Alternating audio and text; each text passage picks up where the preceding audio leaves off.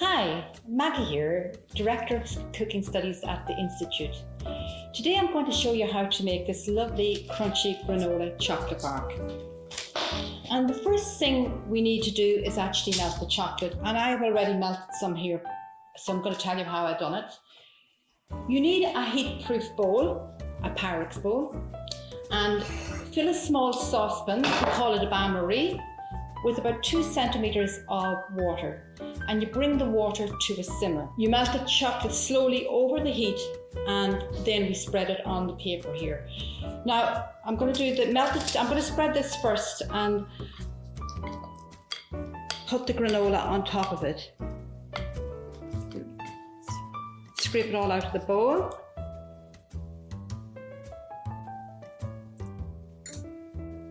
And then we spread it as thinly as we can over the parchment paper. I used this parchment paper just sitting on top of a chopping board. Now the thing about melting the chocolate, you need to make sure chocolate doesn't like extreme temperatures. It doesn't like it too high, it doesn't like it too cold. It's a wee bit like myself. We spread it out really thinly. And next, we are actually going to top it with the granola. And here's the granola. This is my own granola that I made, and we have this already on Instagram television and on our website. And the next thing we do is sprinkle the granola over the melted chocolate.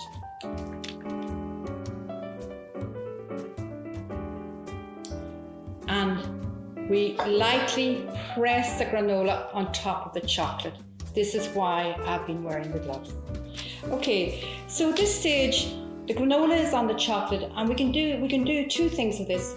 We can put it directly into the fridge if you're in a hurry, or I usually leave it at room temperature to semi-set, and then I put it into the fridge.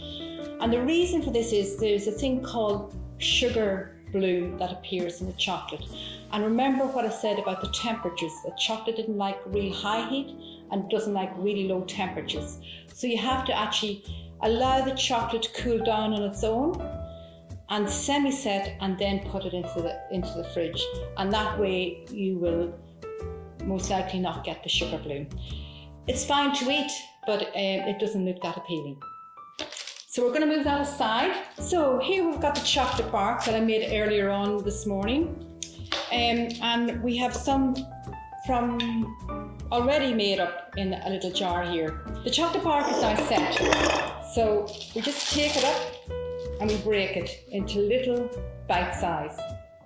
And we place this in the jar. And you need to keep this in your fridge because it will go soft at room temperature. This makes about 40 pieces of bark, and actually mine is softened a little bit just sitting out here, but it'll harden again in the fridge. Now, if you don't make your own homemade granola, or you don't want to make it, or don't have time to make it, you can buy shop granola or from the supermarket or the health food shop. But make sure you check the ingredients at the back of the box to make sure it's not full of sugar. Or if you don't have granola at all, you can actually just, if you have any seeds in your pantry or nuts, just toast them lightly on top of a pan, allow them to cool, and then spread them on top of your chocolate like we did the granola. And of course, if anybody has a nut allergy, just leave the nuts out and use the seeds. Other toppings you can use here is you can use dried fruits such as cranberries, goji berries, medjool dates, apricots, or something like coconut shard, or ginger, dry ginger, or dried citrus fruits. And lastly, if you're vegan, just check that the chocolate is vegan friendly. And if you enjoyed this video, just give us a like, and you will find our recipes on our website.